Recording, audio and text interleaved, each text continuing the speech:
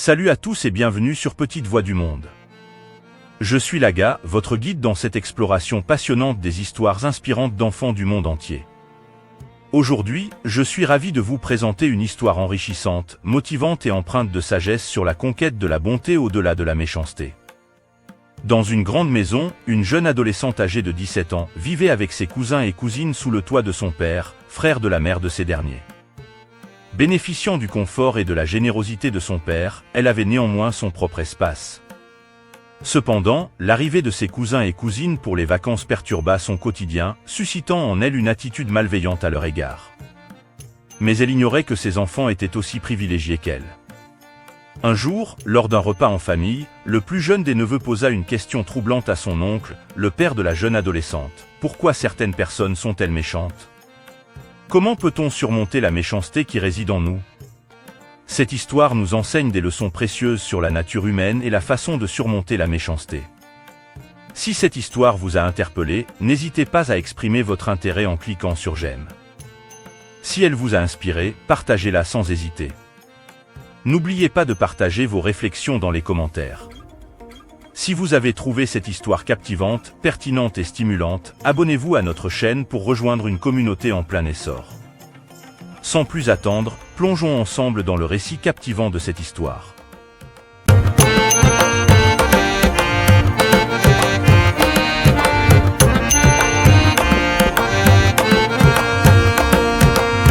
Il était une fois, une jeune adolescente nommée Anna âgée de 17 ans, qui vivait dans une grande maison avec son père, un homme généreux et bienveillant.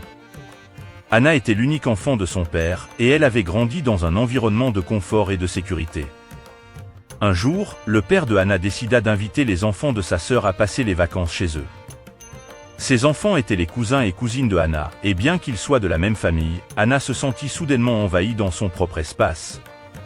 Au début, Anna essaya de faire bonne figure, mais elle commença à ressentir un sentiment de jalousie et d'envie envers ses cousins et cousines. Elle ne comprenait pas pourquoi elle devait partager sa maison et ses biens avec eux, alors qu'elle avait toujours été habituée à avoir tout pour elle-même. Petit à petit, Anna commença à développer une attitude de méchanceté envers ses cousins et cousines. Elle leur lançait des regards froids, leur faisait des remarques désobligeantes et refusait de partager quoi que ce soit avec eux. Elle se sentait menacée par leur présence et cherchait à les repousser à tout prix. Un jour, pendant un repas en famille dans le salon à manger, le plus jeune des cousins de Anna posa une question intrigante à son oncle, le père de Anna. « Mon oncle, pourquoi certaines personnes sont méchantes ? Pourquoi certaines ne veulent pas partager leur espace avec d'autres ? Et dites-moi, comment une personne méchante peut vaincre la méchanceté qui vit en elle ? » Le regard bienveillant de l'oncle se posa sur son jeune neveu, puis il porta son attention sur Anna, qui écoutait attentivement la question. Le père de Anna prit une profonde inspiration avant de répondre à la question de son neveu. « Mes chers enfants, dit l'oncle d'une voix calme, la méchanceté est souvent le reflet de la douleur intérieure et du manque de compréhension de soi-même et des autres. Les personnes qui agissent de manière méchante peuvent parfois se sentir menacées ou vulnérables, ce qui les pousse à adopter un comportement défensif ou agressif. Il leur dit que lorsque les gens se sentaient menacés ou vulnérables, ils avaient tendance à se replier sur eux-mêmes et à adopter des comportements méchants pour se protéger. Il ajouta que la méchanceté était souvent le signe d'un profond mal-être intérieur et que ceux qui étaient méchants avaient besoin d'aide et de soutien pour surmonter leurs démons intérieurs. Le père de Anna expliqua également que la clé pour vaincre la méchanceté qui vit en soi était de cultiver la compréhension de soi-même et des autres. Cela implique d'apprendre à gérer ses émotions, à reconnaître ses propres peurs et insécurités, et à développer un sens d'empathie, de compassion et de gentillesse envers les autres. Il dit à Anna et à ses cousins et cousines qu'en choisissant d'être bons et généreux envers les autres, ils pourraient aider à briser le cycle de la méchanceté et à répandre la lumière dans leur entourage. Anna écouta les paroles de son père avec attention, réalisant peu à peu que sa méchanceté était le résultat de ses propres peurs et insécurités.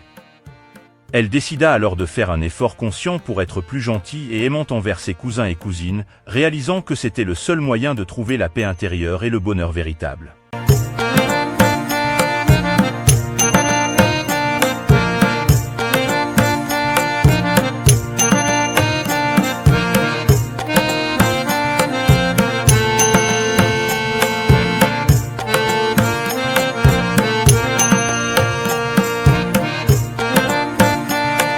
Ainsi, grâce aux paroles sages et pleines de compassion de son père, Anna commença son voyage pour vaincre la méchanceté qui habitait en elle et pour cultiver la bonté et la générosité dans son cœur.